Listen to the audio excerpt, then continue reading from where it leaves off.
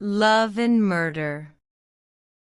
Chapter 1: Extraordinary Murders.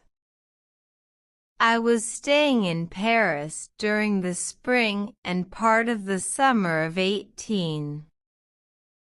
There I met a Monsieur C. Auguste Dupin. This young gentleman came from a noble family, but he himself was not very rich. He was not really interested in money. He lived frugally.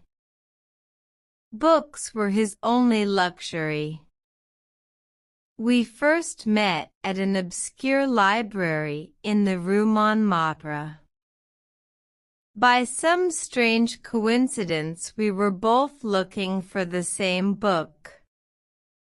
After that, we met many more times.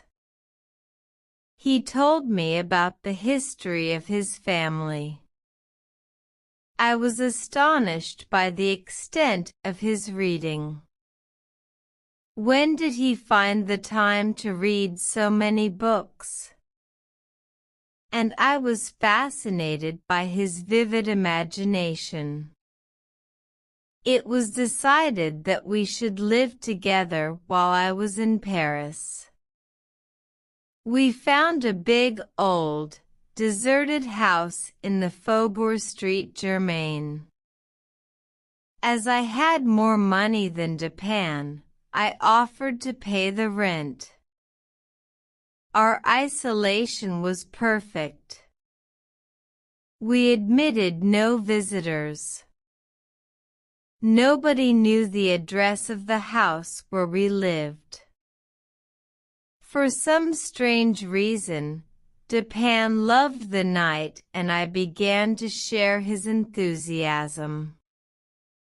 Of course the night did not last forever, so when the morning came we closed all the shutters on the building to simulate the conditions of darkness. Then we lit 2 or 3 candles. This was to have enough light to read or write or simply talk. We sat in the house all day until the clock indicated that the true night was coming. Then we went out into the streets continuing our conversation. We walked far and wide in the great city, looking for things to stimulate our imagination. There was an infinity of mental excitement in simply observing the world. It was during these walks that I discovered and began to admire Dupin's incredible analytic ability. He told me that he could see directly into men's hearts and minds. At first I did not believe him. But then something happened to change my mind. One night we were walking down a long dirty street near the Palais Royal. I was looking at a newspaper when I noticed one particular story: Extraordinary Murders this morning at about 3 o'clock.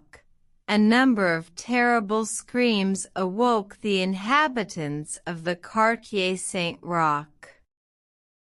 The screams were coming from the 4th floor of a house in the Rue Morgue. After several attempts, neighbors finally entered the house together with 2 policemen. By this time there were no more screams. But as the group ran up the stairs, they heard 2 more angry voices coming from the upper part of the house. However, when they got to the 4th floor there was again silence. They divided up into small groups, moving from room to room. They finally arrived at a back room. The scene they discovered there was almost too horrible to describe. The apartment was in great disorder. The furniture was broken and the bed lay in the middle of the floor. On a chair was a razor covered in blood. Bloody lengths of human hair lay in the fireplace. On the floor there were 3 large silver spoons, an earring and 2 bags containing 4,000 francs in gold. Under the bed was an open safe with the key still in the door. It contained a few letters and other papers, but nothing of any importance. There was no sign of Madame L'Espanaye. But somebody noticed there was an extraordinary quantity of soot in the fireplace. A doctor examined it and found many bruises and cuts. On the throat there were several dark bruises and finger marks. This suggested only one thing: strangulation. They searched the rest of the house, but found nothing. Finally, they went into the small garden at the back of the house. There they found the body of the old lady. Her throat was completely cut, and when 2 men tried to raise her, the head fell off. The body itself was completely mutilated. It didn't look human. No one has yet found a clue that could help to solve this mystery. Chapter 2: The Testimonies. The next day's paper had the following additional details: the tragedy of the Rue Morgue. Police have questioned many individuals about this horrible incident. The truth behind the murders, however, still remains a mystery. Below we have printed the testimonies of the neighbors and witnesses. Pauline Dubourg, Madame L'Espanaye's laundress, says that she has known both the victims for 3 years. They paid her very well. She didn't know what Madame L'Espanaye's job was. She never met anyone in the house when she came for the washing. They didn't have a servant.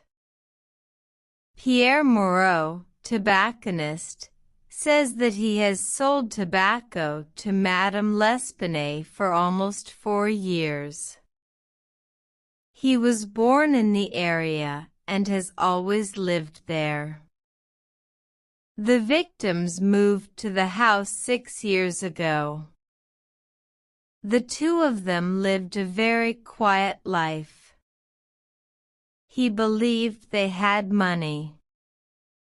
The only people who entered the house were the old lady and her daughter, a porter once or twice, and a doctor 8 or 10 times. Other neighbors said similar things. There were never any visitors to the house. Nobody knew if Madame L'Espanaye had any relatives. The shutters of the front windows were usually closed, and those on the windows at the back of the house were always closed with one exception. Isidore Muset, policeman, says that someone called him and told him to go to the house. There he found about 20 or 30 people at the gates. They were trying to get in. He opened the gates easily with a piece of metal. The screams continued until the gates were open. Then they stopped. They seemed to be screams of a person, or people, in great agony. They were loud and long. The party went upstairs. From the first floor, they could hear two voices. They seemed to be arguing. One was quite low, the other much higher, a very strange voice. The first voice was that of a Frenchman, not a woman. The other voice was that of a foreigner, but he could not tell if it was a man or a woman. Henri Duval, a neighbor, says that he was one of the party who first entered the house. In general, he agrees with the testimony of Musette. But he thinks that the high voice was that of an Italian, although he does not speak Italian. He is certain it was not French. He could not be sure that it was a man's voice. Possibly a woman. He knew Madame L'Espanaye and her daughter. He was sure that the high voice did not belong to either of them. Monsieur Odenheimer, restaurant owner, comes from Amsterdam and does not speak French. He was passing the house when he heard the screams. But he was sure that the high voice was that of a man, a Frenchman. He didn't know what it was saying. But he was sure that the high voice was that of a man, a Frenchman. He didn't know what it was saying.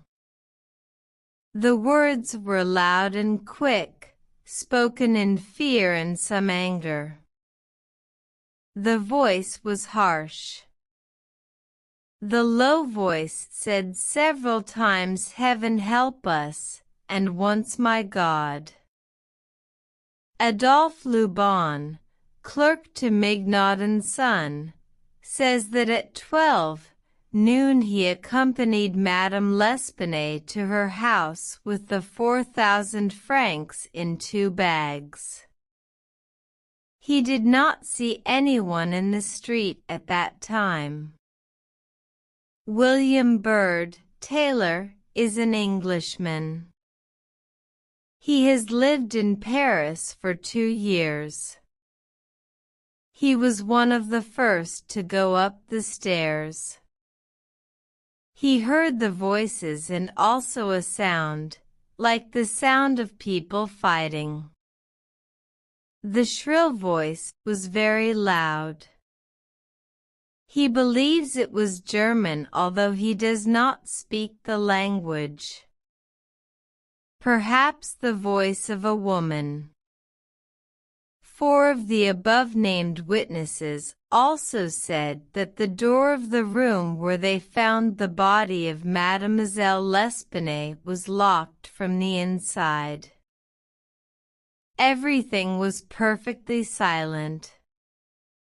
When they opened the door, there was nobody there.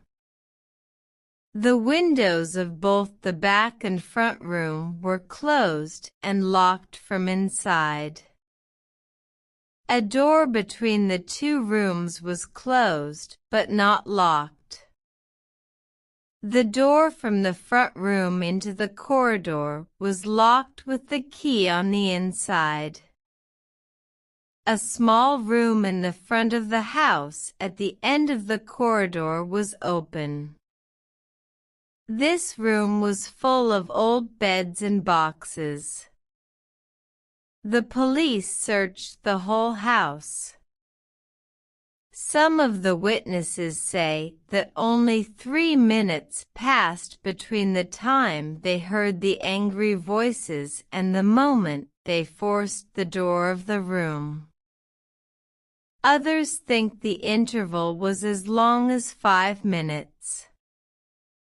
Alfonso Garcia, undertaker, says that he lives in the Rue Morgue. He was one of the party who entered the house, but he did not go upstairs. He was too afraid. He heard the voices arguing, but he could not hear what they said. The low voice was that of a Frenchman. The high voice was an Englishman. He is sure of this, although he does not understand English. Alberto Montagnete Baker says he was one of the first to go upstairs. He heard the voices clearly. The low voice was that of a Frenchman. He thinks that the shrill voice was speaking Russian. He has never spoken to anyone from Russia. Several witnesses said that the chimneys of all the rooms on the 4th floor were too small for a human being to enter them. The apartment had no back door for a killer to make his escape while the party were coming up the stairs. The body of Mademoiselle L'Espanaye was so firmly pushed up the chimney that it took 4 or 5 of the party to remove it. Paul Dumas's doctor says that he saw the bodies in the early morning. They were both lying in the room where the daughter was found. The young lady's body was covered in cuts and bruises. The throat was greatly marked. The face was discolored and the tongue was partially bitten through. According to M. Dumas, the girl's death was the result of strangulation. The body of the mother was horribly mutilated. All the bones of the right arm were broken. The whole body was badly bruised and discolored. It was not possible to say what the cause of these injuries was. Possibly a heavy wooden club or an iron bar or a chair. Any large, heavy object could produce these results in the hands of a powerful man. But it would be impossible for a woman. This is the strangest murder case that Paris has ever seen. As usual, the police know nothing. But there is not one single clue to help them. Chapter 3. At the scene of the crime. It says here that the police have arrested and imprisoned Adolphe Lubon, the clerk from the bank, I said. The Parisian police are clever, but no more than that, Dupin replied. There is no method in the way they work, other than the method of the moment. The results they get are surprising, but most of the time they are obtained simply thanks to diligence and hard work. But when these qualities are not enough, their strategies fail. Vidocq, for example, was a good policeman. But he always made the same mistake. His investigations were always too intense. He couldn't see clearly because he held the object too close. Perhaps he saw 1 or 2 details clearly, but in doing this he couldn't see the object as a whole. It is possible for an investigation to be too profound. The truth is not always at the bottom of a well. In fact, I believe that the truth is often at the surface of things. As for these murders, Dupin continued, we will go and see the house with our own eyes. I know the police commissioner. It will not be difficult to obtain permission. Dupin obtained permission and we went immediately to the Rue Morgue. Before we went inside, we walked around the building. Dupin examined the whole area with great attention. Then we entered the house. We went upstairs, to the room where they had found the body of Mademoiselle L'Espanaye. To my surprise, the bodies of the two women were still there. Dupin examined everything including the dead bodies. We then went into the other rooms, accompanied by a policeman. We stayed in the house until it began to get dark. Then we began the journey home. On the way home, Dupin stopped for a moment to visit my companion, did not speak about the murders again until about noon the next day. Did you notice anything peculiar at the scene of the murders? He asked me. The offices of one of the daily newspapers. My companion did not speak about the murders again until about noon the next day. Did you notice anything peculiar at the scene of the murders? He asked me. No, nothing peculiar, I said. Only the things I read about in the newspaper. The newspapers know nothing, he declared.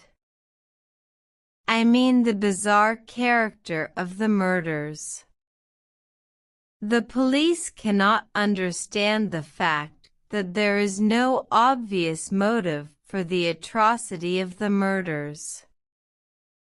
They are also confused by the angry voices because there was no one upstairs apart from the body of Mademoiselle L'Espanaye. And there was no way to leave the building apart from the stairs that the investigating party of neighbors were going up. The disorder of the room, the incredible violence of the murders, the mutilation of the old lady's body. These things are incomprehensible to the police. But the police have made a mistake. They think the case is difficult when in fact it is only very strange. In this case we must not ask what has happened. We must ask what has happened that has never happened before. I looked at Dupin in silent astonishment. I look for the man here in this room every moment. Perhaps he will not arrive, but the probability is that he will. Dupin continued, looking at the wall as he spoke. We know that the witnesses heard two voices arguing and that these voices were not the voices of the victims. And if they are not the voices of the victims, they must be, or one of them must be the voice of the killer. Let us now consider the testimony. Did you notice anything peculiar about it? Well, All the witnesses said the low voice was that of a Frenchman. But it was not the peculiarity of the testimony. The witnesses, as you say, agree about the identity of the low voice. But regarding the high voice, the strange thing is not the fact that they disagreed. The strange thing is that each of them, an Englishman, a Spaniard, an Italian, a Hollander and a Frenchman, thought it was the voice of a foreigner. They were all sure that it was not the voice of one of their countrymen.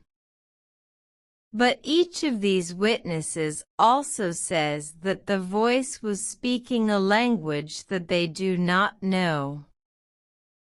The Frenchman says it was the voice of a Spaniard, but he does not speak Spanish. The Spaniard is sure that it was the voice of an Englishman, but he does not know English. Dupin continued. From these conflicting testimonies we can conclude that the voice was very strange. In addition, one witness says the voice is harsh rather than shrill.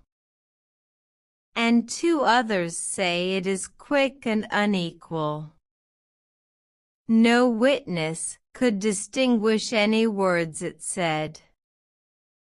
I do not know, continued Dupin, if this is easy for you to understand, but I tell you now that the part of the testimony regarding the two voices is enough to enable us to find the solution to this mystery. Chapter 4. The Mystery Unfolds. Dupin continued, let us now imagine that we are in the Rue Morgue. What is the first thing we should look for?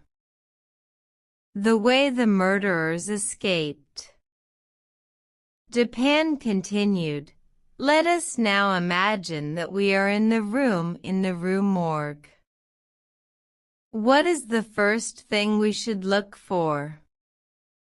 The way the murderers escaped. Madame L'Espanaye and her daughter were not killed by ghosts.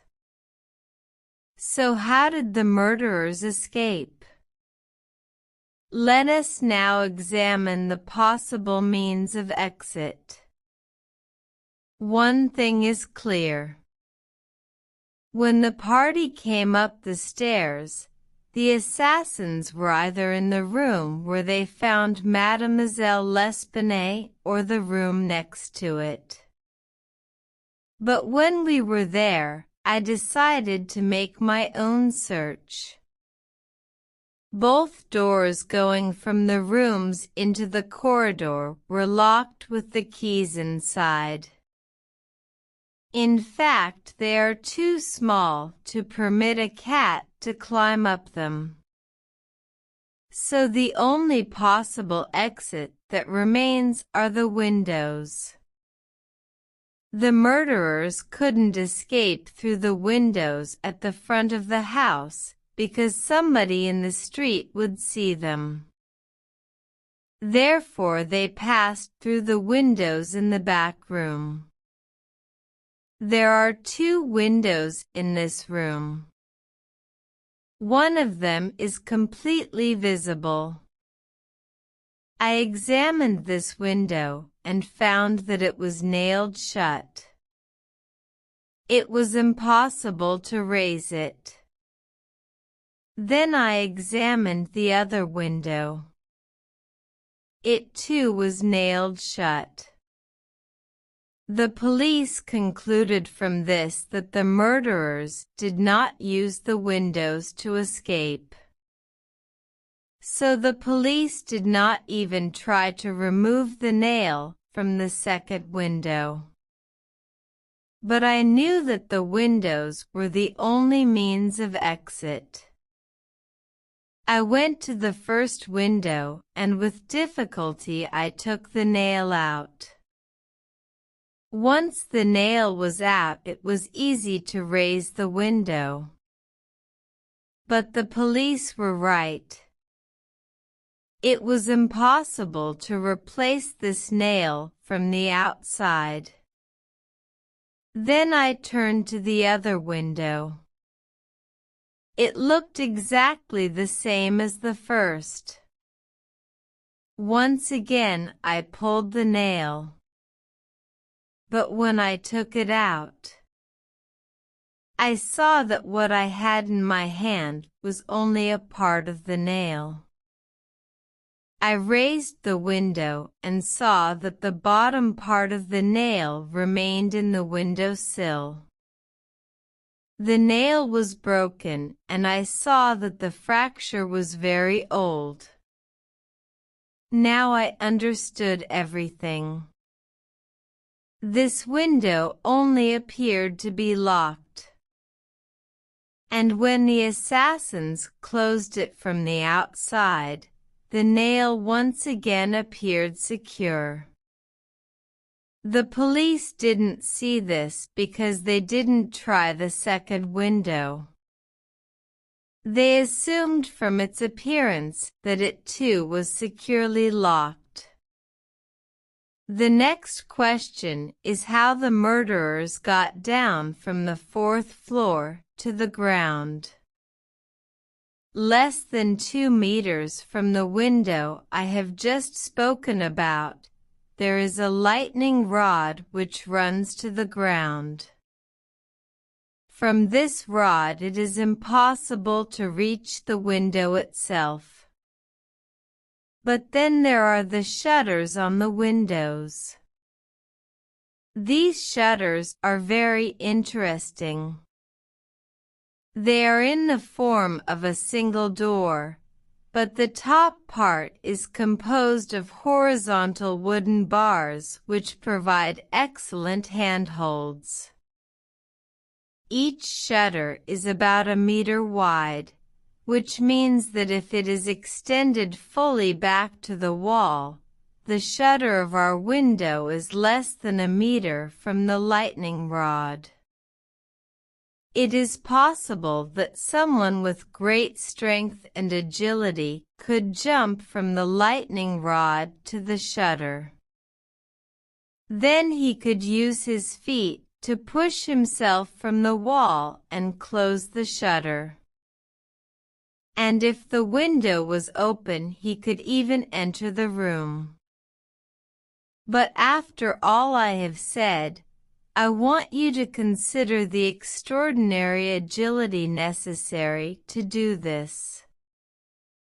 It is possible, but, and here is the important point, you would need to have an almost animal-like agility to do it. Now we must put together the two peculiar facts we have. The first is this act of animal-like agility that I have just spoken about. The second is the extremely peculiar voice that the witnesses spoke about, the voice that was both shrill and harsh, and also unequal. And of course you remember that none of the witnesses could agree about its country of origin. At that point I felt that I almost understood what Dupin was saying, but I could not make the final connection. You see, Dupin continued, that I have moved the focus of my investigation from how the assassins got out to how they got in. Because I believe they used the same route in both cases. But now let us consider the inside of the apartment. Here, the peculiar thing is why the assassins did not take the gold. Almost all the 4,000 francs that Monsieur Mignard talked about were in bags on the floor. This money cannot be the motive. It is simply a coincidence that the money was delivered to the house on the same day as the murders. Stranger coincidences than this happen every day of our lives. If the gold was the real motive, then the murderer must be a complete idiot. So now we have 3 points: the strange voice, the incredible agility, and the absence of any motive for the murders. Chapter 5. Caught. But let us look now at the murders themselves. Here is a woman strangled to death and then pushed up into a chimney. Would an ordinary murderer push his victim up a chimney? Don't you think that it is a bit excessive? A little absurd even? The murderer must be incredibly strong. And there is other evidence to suggest this almost superhuman strength. On the fireplace there were several lengths, very thick lengths, of human hair. Now you and I know that it is extremely difficult to pull even 20 or 30 hairs together from the human head. And then the throat of the old lady was not simply cut, the head was completely separated from the body. But the instrument the murderer used was a simple razor. Then we must also consider the terrible ferocity of these actions. Now we almost have a complete picture of the murderer, incredibly agile with superhuman strength, brutally ferocious but without motive, inhuman in his reasoning and actions, and with an extremely strange voice that is foreign to the ears of men from many different countries. What is your opinion? A madman, I said. Some maniac escaped from a psychiatric hospital. An interesting idea, said Dupin. But madmen come from some nation. It is true their language is often incoherent, but it does contain recognizable words. And the hair of madmen is not like the hair I now hold in my hand. I found this piece of hair in Madame L'Espanaye's hand. What do you think? Dupin, I said, completely shocked. This is no human hair. I didn't say that it was, said Dupin. But before we decide its true nature, I want you to look at this drawing. You see that this drawing gives us the idea that the hands of the murderer easily encircled the throat. They did not move until she was dead. Now, take this cylinder of wood, which is approximately the diameter of the throat, and wrap the drawing around it.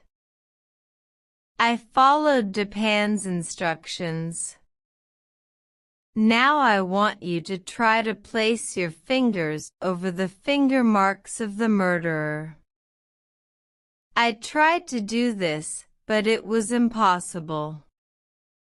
The hands on the paper were too big, the fingers too long. I took the book that Dupin offered me and read. It was a detailed description of the large orangutan of the East Indian Islands. I knew very well the beast's enormous size. its incredible strength and ferocity, and its capacity to imitate human sounds and actions. I now understood completely the horrors of the murders in the Rue Morgue. The description of the fingers is exactly the same as those in the drawing, I said. The orangutan is the only animal that could make these marks. Also, the hair that you showed me is identical to that of the beast described in the book. But I cannot understand the details of the mystery. For example, the fact that there were two voices arguing, and one of them was clearly that of a Frenchman. Certainly, this Frenchman knew about the murders. It is probably, however, that he was innocent of the bloody act itself. I imagine that the orangutan escaped from him and that he followed it to the house in the Rue Morgue. But after the confusion of the incident, I do not believe that he recaptured it. It is still free. But this is just my intuition. If the Frenchman is innocent of the murders, the advertisement which I left at the office of Le Monde last night will bring him to our house. He gave me a newspaper and I read, "Caught in the Bois du Boulogne early in the morning, of the morning after the murder, a very large red orang-outan." The owner of the animal, believed to be a sailor from a Maltese ship, may come to collect it at No Rue Faubourg Street Germain. How could you possibly know, I asked, that the man was a sailor, and from a Maltese ship? I do not know it, said Dupin. I am not sure of it. If you look at the knot you will see that it is the kind that only sailors can tie. And this particular knot is peculiar to the Maltese. Our man is innocent of the murders, Dupin continued, but he knows about them. Certainly, he will hesitate before replying to the advertisement, and before coming here and asking for the orangutan. But he will also think, I am poor, my orangutan is of great value particularly to someone poor like me, why should I be afraid? Why should I lose it because of some imagined danger? After all, the beast was found in the Bois du Boulogne, a very great distance from the scene of the murders. And no one could possibly think that an animal was responsible for them. Above all, the advertiser knows me. I don't know how much he knows about the atrocity, but if I do not collect the animal I will attract suspicion, both to it and to me. And I do not want to do that. Therefore, I will answer the advertisement and get the orang-outan back and keep it with me until everyone has forgotten this horrible incident. Chapter 6: A Sailor's Story. At that moment we heard the sound of footsteps on the stairs. But now the visitor seemed to hesitate, and we heard him going back down. Dupin was moving to the door when we heard him coming back up. This time he did not hesitate, but came to our door and knocked. "Come in," said Dupin in a friendly voice. A man entered. He was a sailor, a tall, muscular man. "Good evening," he said. "Sit down, my friend," said Dupin. "I imagine you are here for the orang-outang. A remarkable beast. How old is he?" "I don't know exactly," the sailor replied. "Maybe 4 or 5. Have you got him here?" "Oh no," said Dupin. "I will of course pay you a reward for finding him." "That's very kind of you," said Dupin. "Now let me see. What shall I ask for this service?" "Ah yes, I know." As he said these words, Dupin walked slowly to the door and locked it, and put the key in his pocket. He then took a pistol from his pocket and placed it calmly on the table. The sailor fell back into his chair, trembling with fear. His face went as white as death itself. He did not say a word. "My friend," said Dupin in a kind voice, "there is no need to be alarmed. I know that you are innocent of the murders in the Rue Morgue. But every principle of honor obliges you to confess all that you know. An innocent man is now in prison, charged with these murders. You must tell us who the real perpetrator is." "I will tell you all I know about this business, but you will not believe me. I do not really believe it myself. But I am innocent." The sailor was silent for a moment. Then he began to tell the story. It began on the island of Borneo. Our ship stopped there on the way to India.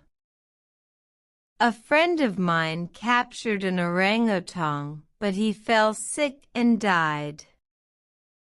I became the beast's master. I took it with me on board the ship, where it stayed until we got back to Paris. Then I hid it in my apartment. I knew that it was valuable, so I decided to sell it.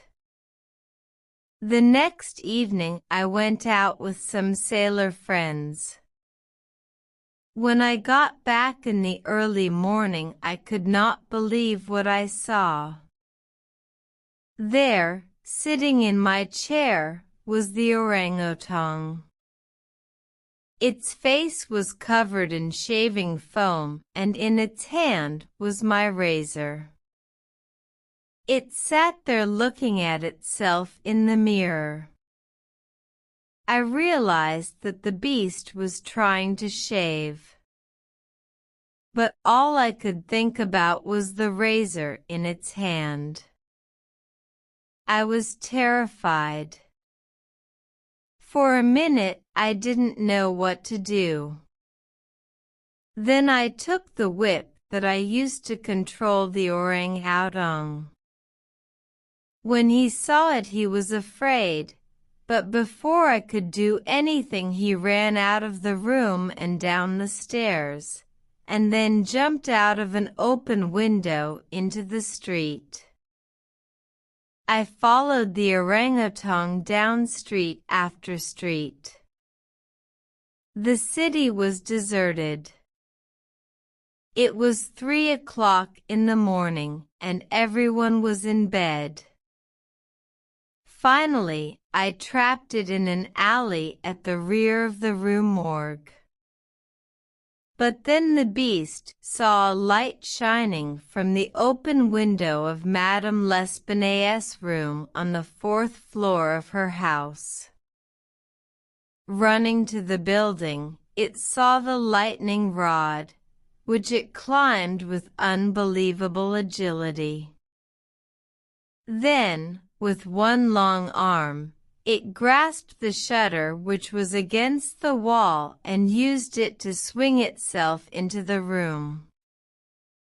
At first I was happy. The beast was trapped and it would be easy to capture it now. But I was afraid for the occupants of the house. So I decided to follow it. With some difficulty, I climbed up the lightning rod, but when I got to the level of the window, I could not reach the shutter. I could only look into the room. I was horrified by what I saw and heard. The two women were screaming.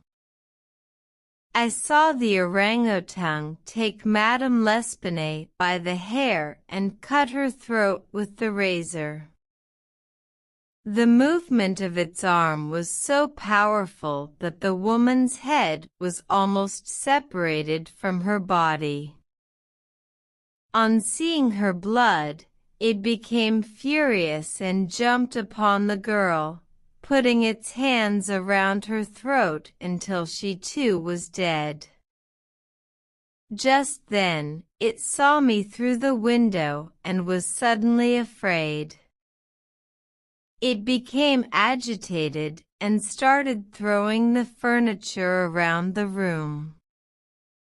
I could see it wanted to hide the evidence of its terrible acts, so it took the body of the girl and pushed it up the chimney. Then it turned to the body of the old woman which it threw out of the window. As the orangutan approached the window, I was terrified. I climbed back down the lightning rod and ran home as fast as I could. I wanted to get as far away from the beast as possible. And the shrill, harsh voice was that of the beast, Dupin added. And that is almost the end of the story. Dupin and I went to the police and told them everything. They immediately released Adolphe Lubon, the clerk from the bank. And as for the sailor, well, he finally caught his orangutan and sold it to the city zoo for a very large sum of money.